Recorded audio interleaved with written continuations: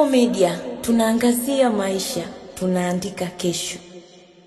Hii ni Kasako Media Update. Jina langu ni Adela Thomas. Siku ya leo nitamzungumzia mwanamke mashuhuri au jina maarufu ni Mheshimiwa Spika wa Bunge Tulia Ackson, mwanamke aliyeleta chachu na kufanya wanawake kujiunga na mambo ya siasa. Tulia Ackson alizaliwa tarehe 23 Novemba 1976. Ni mwanasheria na mwanasiasa Mtanzania, mwanachama wa chama cha kisiasa cha Chama cha Mapinduzi CCM. Tarehe 1 Februari mwaka 2022 alichaguliwa na wabunge wa Jamhuri ya Muungano wa Tanzania kuwa spika wa bunge hilo namba 1. Maisha ya Tulia Ackson. Tulia Ackson alizaliwa kwenye kata ya Buliaga, Tukuyu, kwenye wilaya ya Rungwe. Alisoma shule huko Tukuyu na Mbeya. Kuanzia mwaka 1998 hadi 2003 alisoma sheria kwenye Chuo Kikuu cha Dar es Salaam. Akaendelea kusomea shahada ya uzamivu huko Cape Town, Afrika Kusini mwaka 2005 hadi 2007.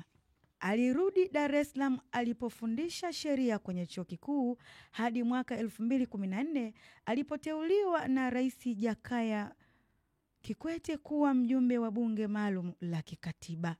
Na mwaka 2015 alikuwa kati ya wabunge 10 walioteuliwa na Rais John Magufuli kuingia bungeni kwa miaka 2015 hadi 2020.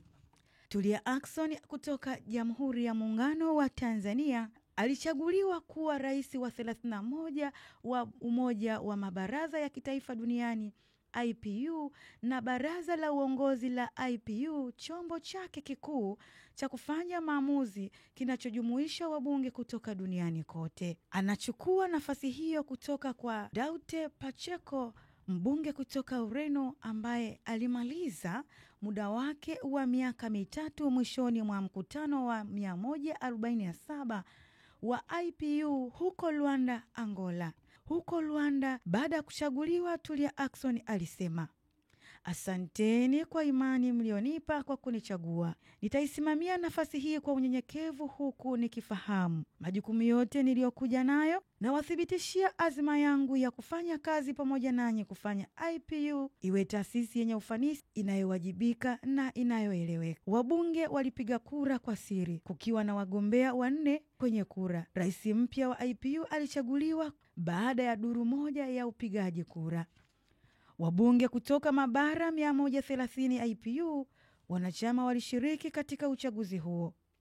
Kwa lengo la kukuza usawa wa kijinsia, kila baraza la IPU lilistahili kupiga kura 3 ikiwa na uwiano sawa wa kijinsia. Vikundi vyenye wajumbe wa jinsia moja walistahili kura 1 tu. Kwa mara ya kwanza katika historia, wagombea wote wengine 3 kwenye kura: Adji Diarra Mergen Kanoti wa Senegal, Catherine Gotan Hara wa Malawi na Marwa Abdibash Hagi wa Somalia walikuwa wabunge wanawake kutoka Afrika. Tulia Ackson ni mwanamke wa 3 tu kuwa rais wa IPU baada ya Najma Heptullah wa India kuanzia mwaka 1999 hadi mwaka 2002 na Gabriela Cuevas wa Mexico kuanzia mwaka 2017 hadi 2020.